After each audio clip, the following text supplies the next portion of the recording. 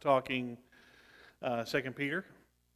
Well, a lot of times, Wendy and I will sit down and go, okay, what should I talk about on Sunday? And we'll sit and banter a few ideas back and forth, and she'll say, oh, no, you've talked about that too much. You're going to become that preacher that only talks about whatever that topic was. So one of the things we things we kind of chatted about was faith.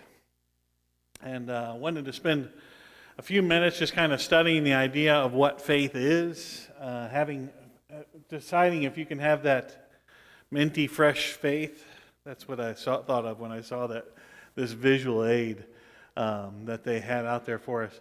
Minty fresh. Sometimes our faith can get a little stale, if you want my opinion, and myself included. And I think it's good for us to think about, how do I keep my faith fresh?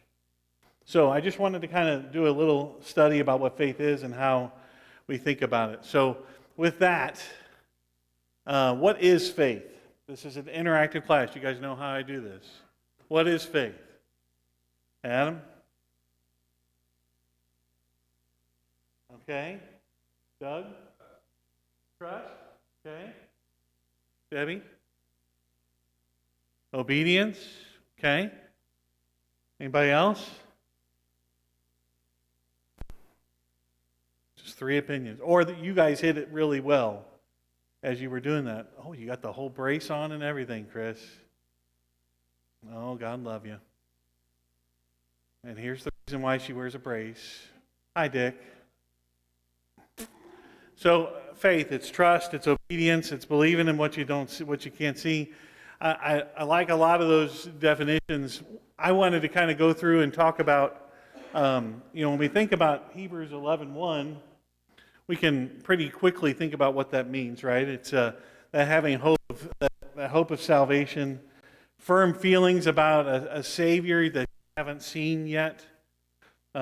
It talks a lot about exactly what Adam said. It's being able to have strong feelings of trust and faith about something that we don't necessarily have visual control over. And that's sometimes hard for us. Because if I can't see Jerry, I don't believe in Jerry. If I can't, I moved up. I didn't want to be so far away from everybody. And then the McMillans came in and probably thought, oh, we can't sit in our seat. Dave's too far up. Hi, Greg. Greg and Wes, home from college. Good to have them here. So, James chapter 1, verse 6. And if you have a chance and you've got your Bibles with you, some of these I'm going to have a screen here in just a minute with a whole list of scriptures. And it'd be great if we can kind of go around the room and help each other and read these verses together. So one of the things that I thought about, and it kind of blurs what Doug and Debbie were talking about, was in James 1:6. If somebody wants to read just the first part of that verse, what is implied is faith in that verse. Let me read that for us. With no doubting. Faith means no doubt. I mean, it kind of mixes together all 3 of the answers that we had from the audience earlier, but I thought of that a lot. That really sunk in with me, that faith is this idea that we don't doubt anything when we have faith in something. Does faith equal belief? Yes? Does faith equal belief? Does everybody agree with Debbie? I mean, you're going to let Debbie speak for the whole audience? I mean, does faith equal belief? Yes? Are both words action words? Are they? So when we talk about the demons in James that believe and tremble, okay, the trembling is their action, okay. So somebody give me an example of something that you believe in, but versus something you have faith in. Can you think of anything? And like you could even, say you believe in the Bengals, but you don't have faith in. No. let's look at James chapter 2 and those verses there that, and let's see if we may all come to the conclusion we agree with Debbie, or we'll all have a debate. Somebody with you got to have a strong voice so everybody can hear you. 18 through 24 of James chapter 2.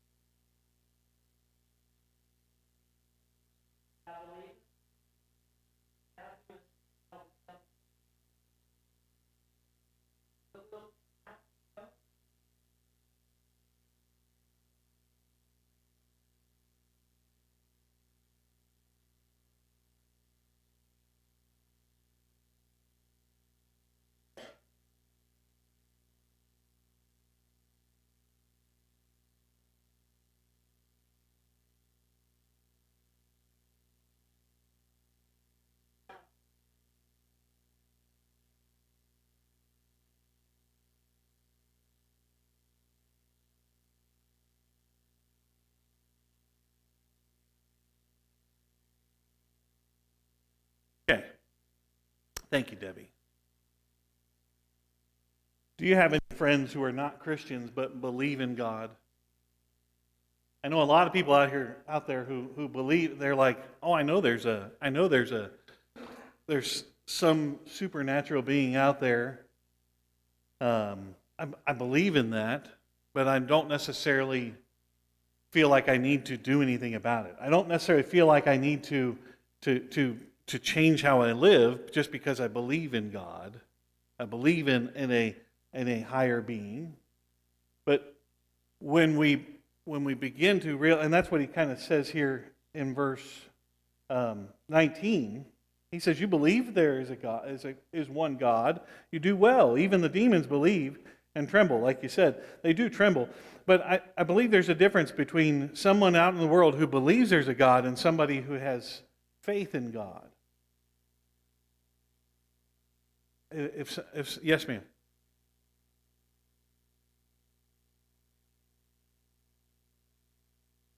Yes.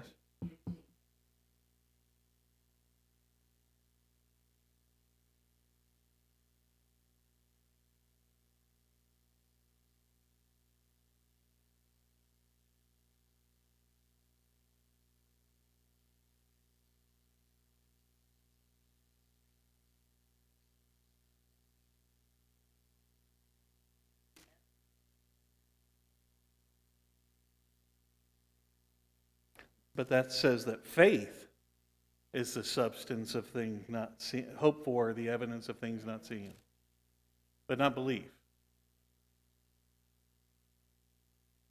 Are they? I'm just trying to challenge the question.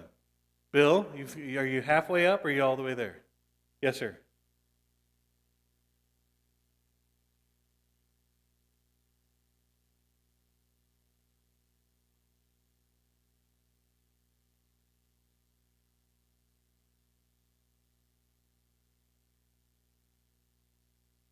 Okay.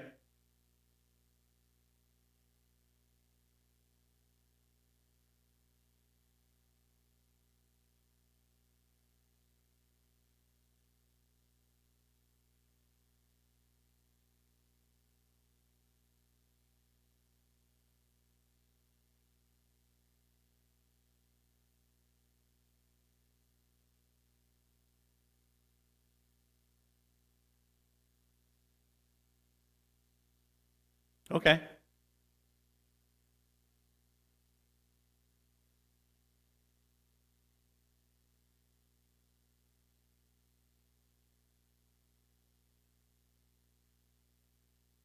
It's an active belief.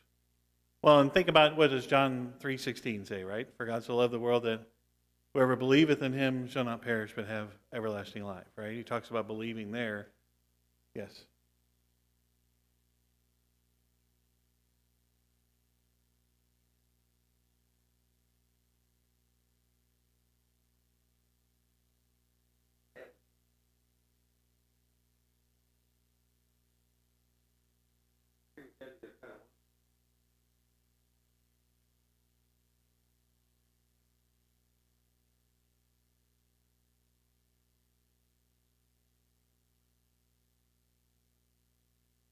Really well said.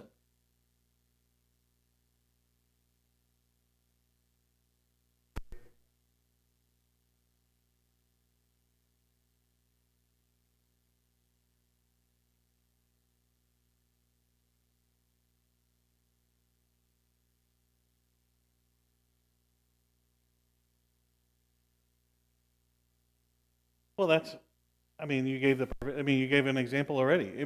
There are many people who believe there's a God, but they don't necessarily.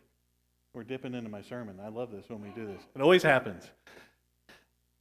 We make assumptions that all we have to do is believe in him, that we don't necessarily have to obey him, but that's because they've never heard the word in order to have faith. All they do is realize that there has to be a higher being. There has to be some, and there's a lot of people that believe that. That there has to be a higher being and there has to be someone who created this earth because there's too much pattern, there's too much organization. There must be something out there that created this earth, but they're not willing to go understand exactly what that person, that being requires. Yes, sir.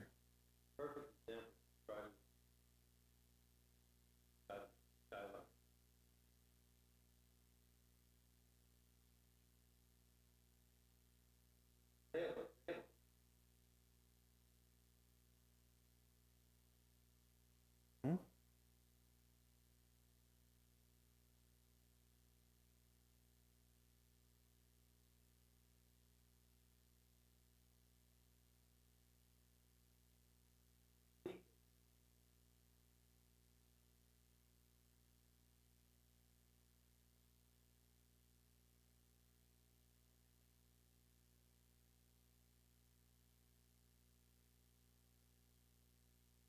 Agreed.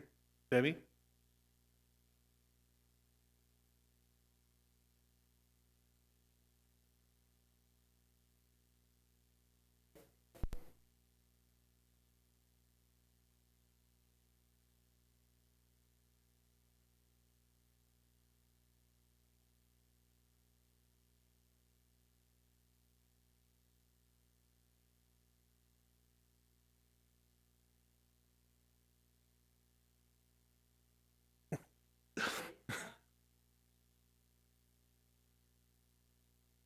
Yes. Yeah. Well, and regardless of how we put it, I think we can feel a difference there, right? There's one that doesn't have action. It feels dead. It feels like there's nothing to it. The other, it produces action. It's based upon what you understanding the word. It's based on understanding what the higher being, God, expects of all of us, right? And we've got these two variables, right? Whether we call it faith and belief, whether we call it dead faith and living faith. We've got two sides of this coin that we're looking at. And I think as we go further, and we talk about based on what's in James chapter 2, verses 18 through 24, I kind of wanted to talk about what demonstrates works. Because we all understand, and back to Bill's point in John chapter 6, which was a great example. I don't have that on my next slide. But about defining work, and we all understand that we can't earn our way to heaven. But it's when we think about Ephesians chapter 2, verse 10, and it talks about how God has established all these good works for us ahead of time that we can do because of our faith. Those are the kind of works that we're talking about here. What does our faith inspire us to do, kind of thing? And I wanted to look at a few verses there about that. I'm going to blow through them here. And let's... I'm going to go around and look for who's got Bibles. And Wesley's already turned into Titus. Who wants 1 Timothy 4? Dennis? All right. It's 1 John 3. Derek? Derek's got it. Actually, Derek, you can have 1 John 3, 5, and 4. They're just jumbled on there. Galatians 2, Sherry? Philippians 1. Doug? Hebrews 11:31. And verse 6. You can have them both. All right, buddy. And then all we have left is Galatians 6. Oh, wait, who had Galatians 2? Can you do Galatians 6:10 as well? No? All right, Wesley, Titus 3. Nice and loud.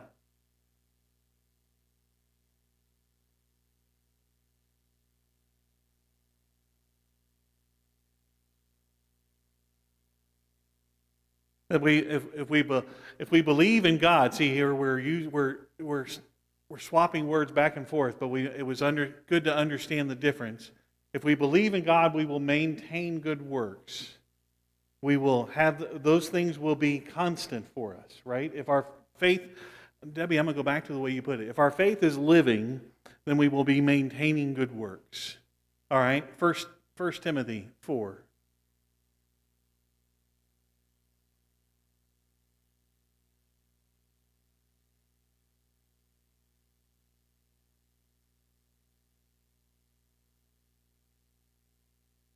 Okay, it's about trust. Back to Doug's point. But I think it's an active trust, right? Back to when Dick said earlier, they don't pray because they don't believe God will be able to do this or that for them in their lives. But that's not how we are. That's not how we live. We live in a way that we trust and we believe in God. We don't trust that God will miraculously make Chris's knee better by the time class is over. But we believe in God that He can help to help her with her pain and help her have the right doctors in place and do all the things that'll be necessary for all of us, right? We believe and trust in prayer. Yes, ma'am.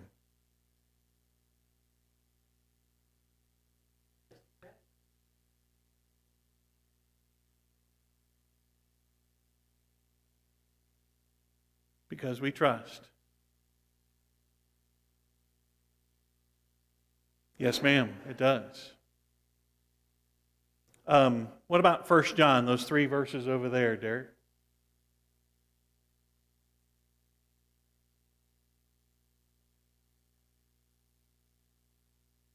So it's about love, but it's not just love, it's love for one another. It's not just love of self or love of God. He's talking there specifically about if we believe, we will love one another. Okay.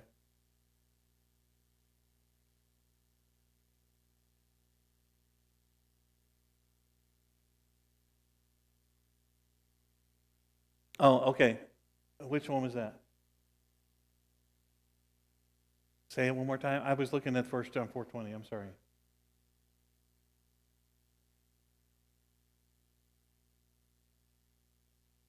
Okay. I don't know why I put triumph there, but it's just about that promise there that we will be begotten of God, that we will have that future with God as well. And then 4:20.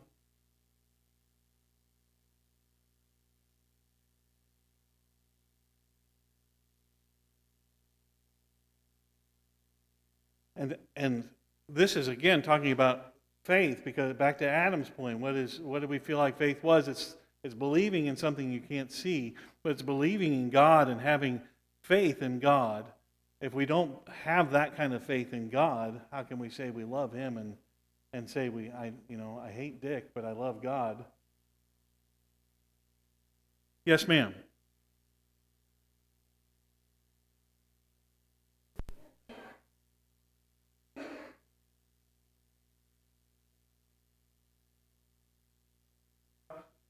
Full dependence. I like that. I appreciate that. That's a good way of putting it. I didn't even ask Brett, am I too far up for you to be able to? Okay. Trust to the point of full dependence. And that's really true, right? And again, it's about back into my sermon again. But it's about the fact that if we're not humble enough to rely upon God, how can we say that we have faith in God? How can we say that we can have faith that He will be there for us if we won't allow Him to be there for us in our lives? Very good. Galatians, Sherry.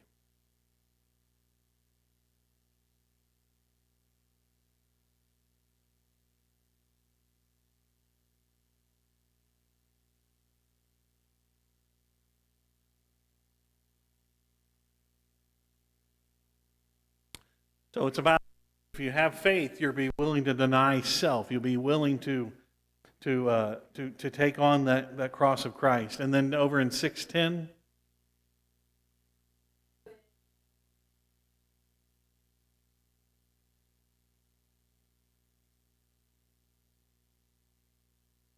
So doing good, but it's doing good. It's not just to the world, but especially to those of us who have the same belief, who have who are driven by the same faith. And then Philippians. Who had Philippians? Oh, okay.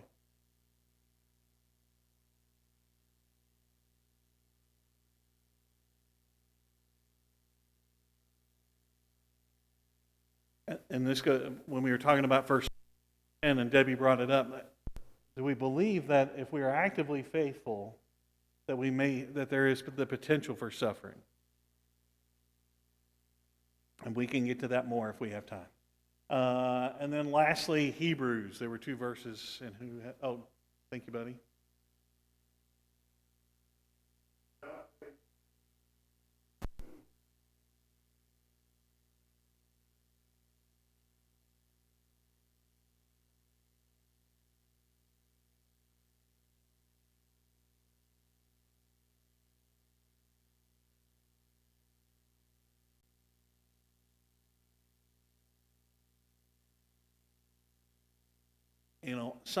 I think about Rahab.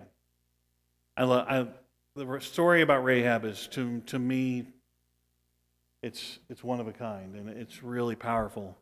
But I think about, you live in a town, you live in a city, and you have the opportunity to do something for somebody that is completely hated by everyone around you, right? 2 people walk through the door right now, and they are going to be disliked by every person, not only in this building, but in this town. And they need something. And she stepped out of her faith and did what was right according to God without hesitation, knowing that because of her faith, her and her family would be saved. And that would be challenging, I think, for us. For me, I shouldn't speak for everybody. If somebody came through that door right now that was in that situation.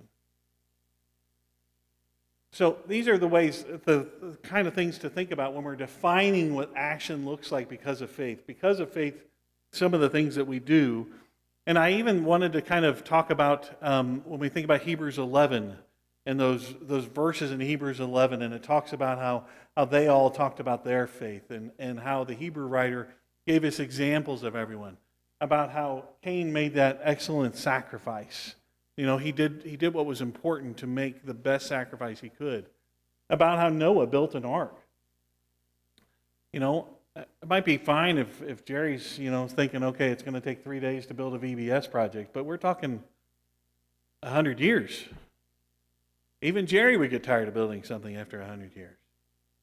I think about Abraham and Sarah in verses 8 through 12, how they were nomads, how they were asked to leave their home. Dick, Chris, it's time to leave your home. I need you to go to the southern part of Mexico. There's not a lot of people around, but I need you to go there, and God will reach out to you. I mean, that would be, Dick's like, okay, as long as I'm armed. Verse 17, just being willing to sacrifice everything, down to verses 23 and 29. When they left Egypt, when you think about Moses and the status he had in Egypt, Moses could have been, he could have been in charge, just like Joseph was. But he denied his Egyptian upbringing and went back to his Jewish roots and suffered because of it, and then led everybody else out to strange places where they would wander the wilderness for years. The folks that circled Jericho for 7 days because of their faith, right? This is you're not raising a spear, you're not pulling a bow, you're not doing anything. You're just walking around the city. If you have children and you've ever watched VeggieTales, is that still a thing? Is it? Okay, good. VeggieTales.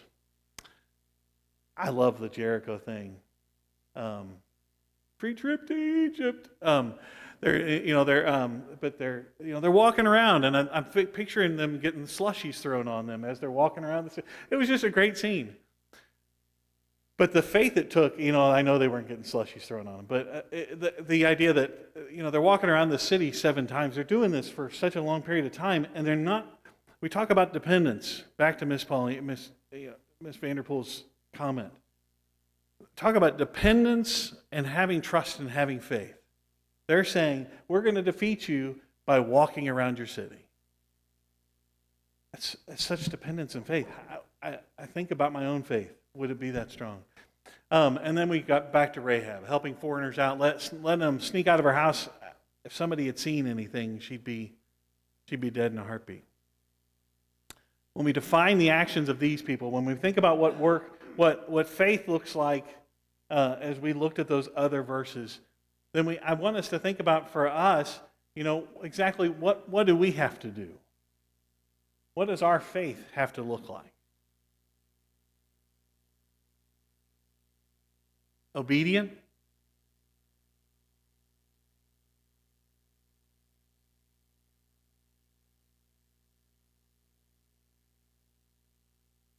Wait, I want to repeat that. Every day we take faith for granted. We do things, say that louder.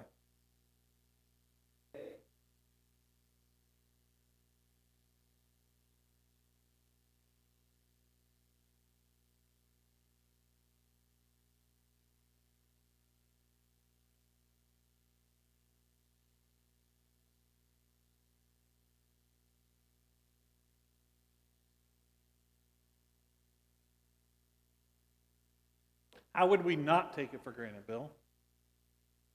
I'm turning it around on you.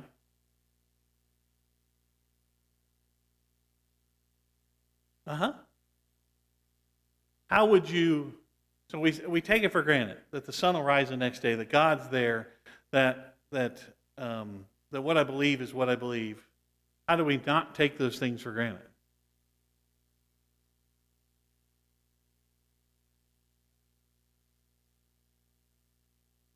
Debbie's going to help you. Yes, ma'am.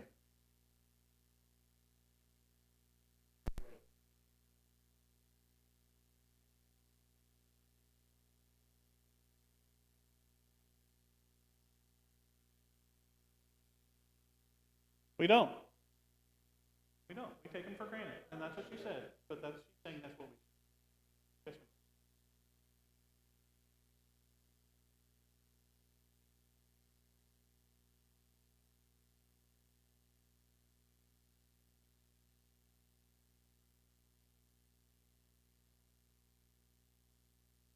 yeah. And I'm glad she brought that up. Because I think there's times that our faith, we take it for granted, but then there's sometimes when we're scared to do things and act upon our faith because we don't know if we're strong enough to do it. So I'm glad she brought that, because I think there's two of those pieces, right? Because sometimes we can act upon our faith, sometimes we could act upon our faith, but I don't know if I should do that or not. And it's a rational fear. I understand that fear. Dennis?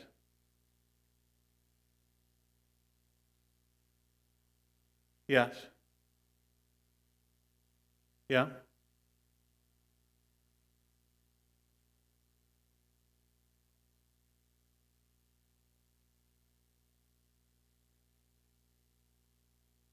Agreed.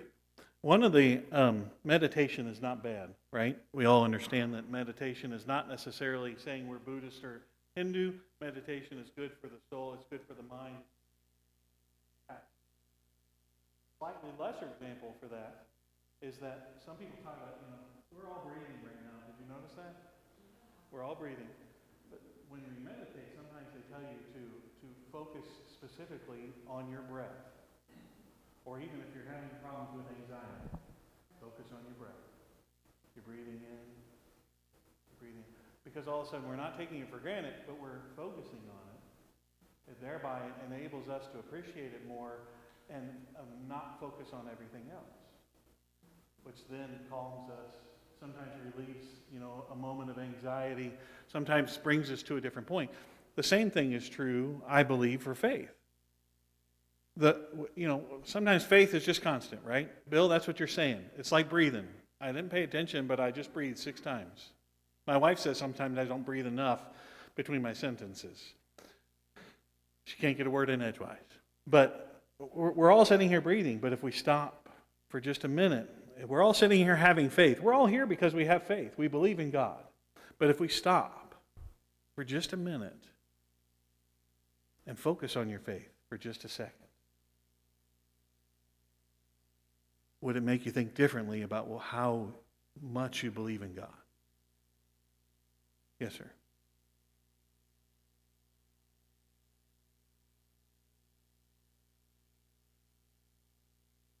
Yes.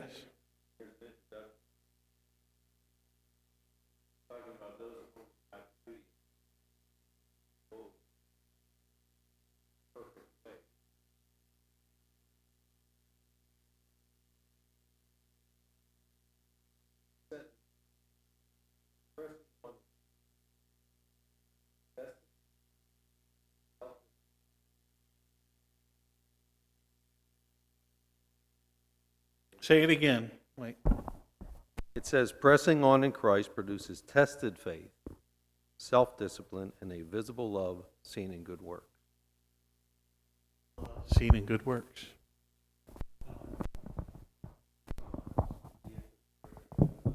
Jerry said that. He's the first person to ever say that.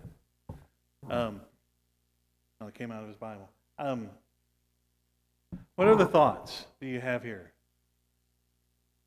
What do we have to do? The breathing example really hit home for me. I'm glad that the two of you brought that up. What do we have to do to be focused on our faith enough to be able to maintain good works? I'm going back to that verse in Titus 3:8. Where how do we maintain that focus on our faith enough that we can maintain those good works? How do we get it out of habit? Yes, ma'am.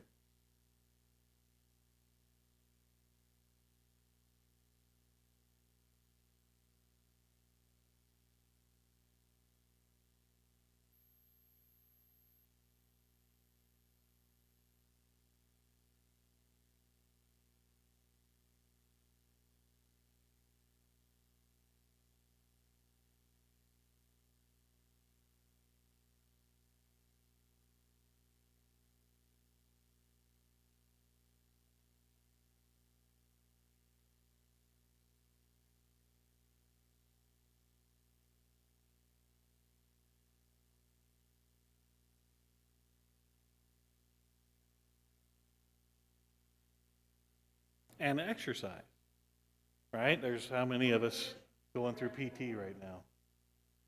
But we're all going through. There's so many of us going through PT right now are gonna make choices to go through, and it's that exercising our faith. It's feeding our faith the right things. It's doing all the right things to make our faith strong, so that when we are at that opportunity to have good works, we can. Yes, sir.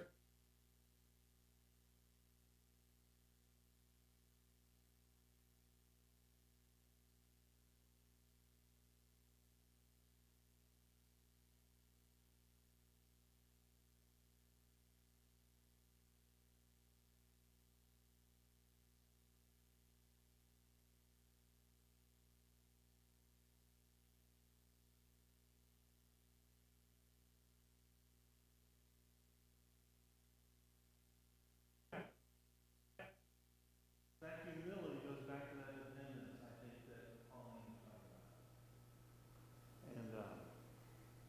And I agree. It's about, so we're putting all these things together, and I love all of these. We have to focus on our faith. We have to feed it and exercise it. We have to have that humility. And I think it's important for us to think about our faith that way. That's what I meant by taking a fresh look at your faith. And maybe you're like, oh, this is, I'm there. I'm good right now. My faith is fresh. My faith is fresh, right? I brushed my teeth. It's okay. Actually, it probably smells like coffee. But anyway, it doesn't matter. So one of the things I wanted to challenge us on to think about is do we have to look for action opportunities? And like when I talk about action opportunities, I'm not talking about like Indiana Jones kind of. It's more like when you think about putting your faith into action, do we have to look for them? Or should they just... And I think Bill already answered that question once, but yes. Yes. Yeah.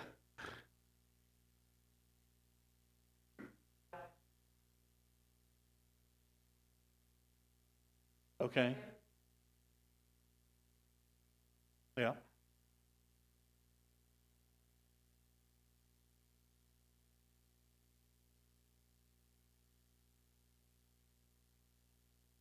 Yes, I agree. Buddy?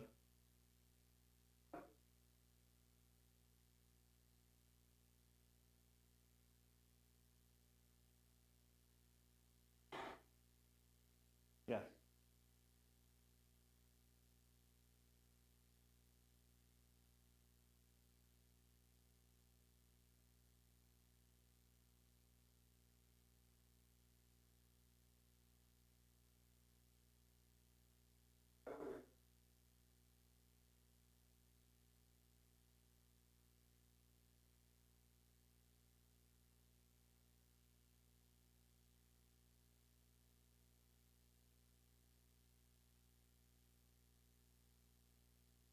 Yeah. Hebrews 12.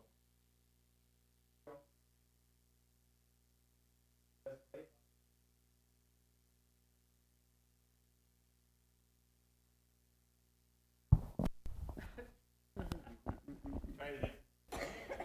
Therefore we also, since we are surrounded by so great a cloud of witnesses, let us lay aside every weight and the sin which so easily ensnares us. Let us run with endurance the race that is set before us.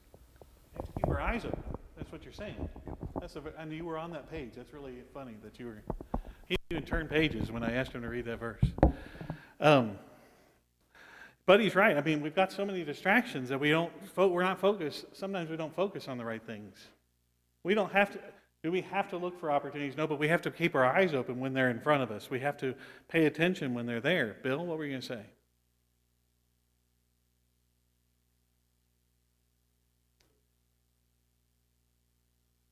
If you're active, you find opportunity.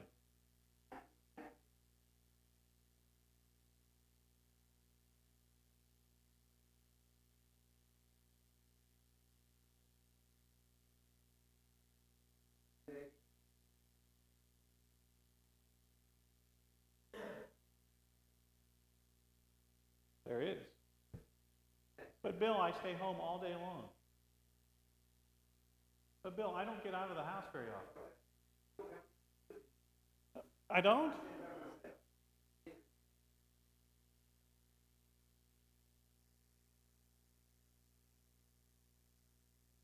But I think this is an opportunity. There's something about some thing on the ocean. But I think we do have opportunity. Yes, sir. Yeah. Yes. But we can't allow our circumstances to dictate whether we're active or inactive. What were you going to say?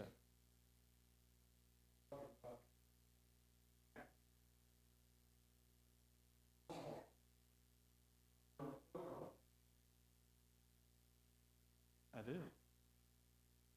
I mean, I used to talk all the time, and she doesn't do it as much because of everything that's been going on in her life lately, and she's not here, so it's unless she watches this later. But Judy is probably one of the most isolated people, right? And she used to send cards nonstop. All the health issues right now, I completely understand. But the amount of contacts and the amount of impact she was trying to have on everybody in this building was so impressive, because she didn't allow that to limit her opportunity to take action, to look for opportunity. All right. So do we have to go out of our way to find them? We kind of answered this. Maybe I should put. All right. Well, maybe I should have waited. Let's not talk about that yet. Do we have to go out of our way to find opportunities?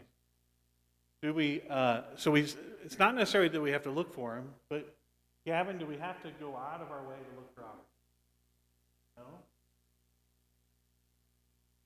Could you encourage your father's faith by what you say by helping him? Yeah, and it's right in your own home, right?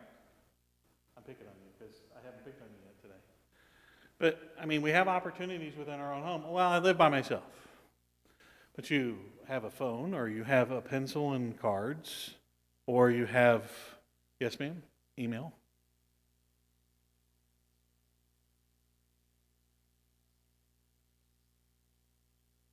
Yeah.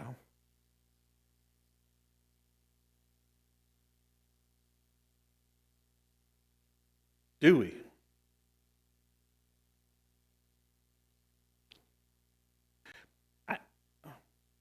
Let's answer that question. Bill, I want to answer that question on my own.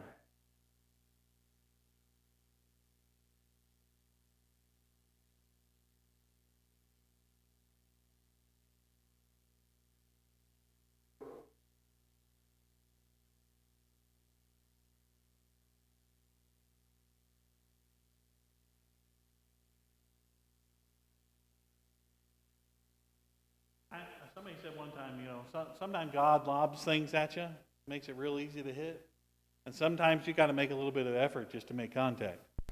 But I tell you, when Buddy stands up and does the announcements here in a few minutes, I guarantee there's going to be about 5 or 6 opportunities that he's going to mention that we could all take advantage of. We don't have to go out of our way to find them. We can go out of our way to find them if we want to.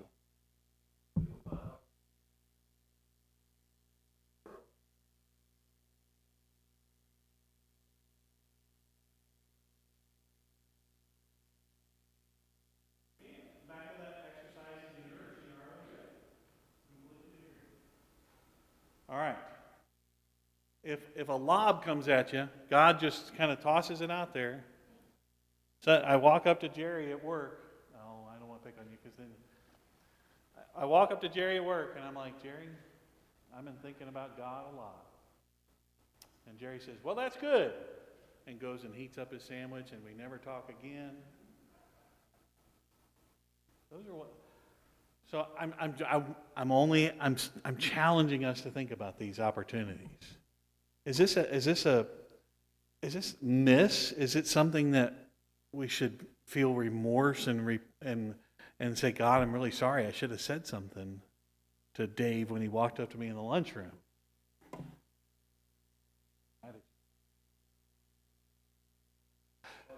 Because you didn't say anything to me in the lunchroom. Why was that? So what were you going to say?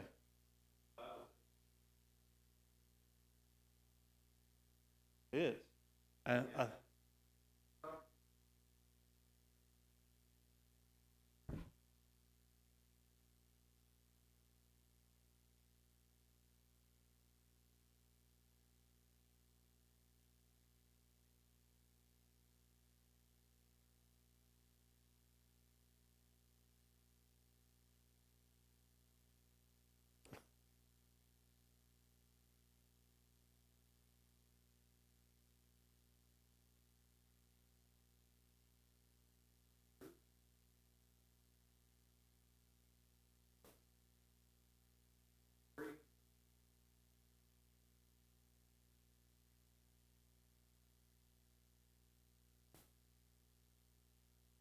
Our action.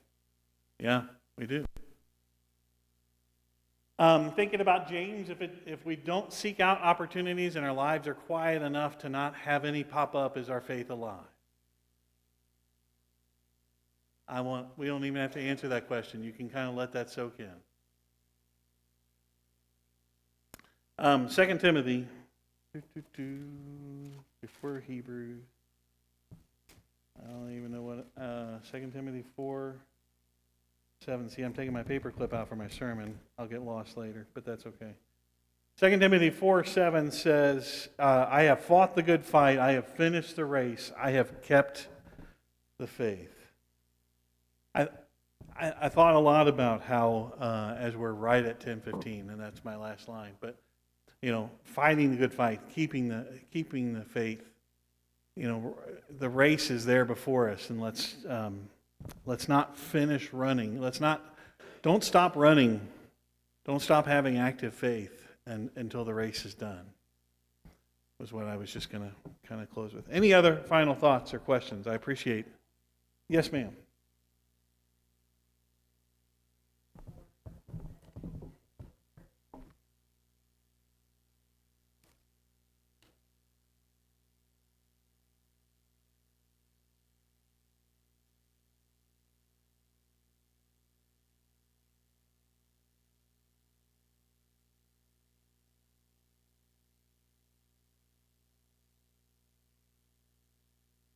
It is.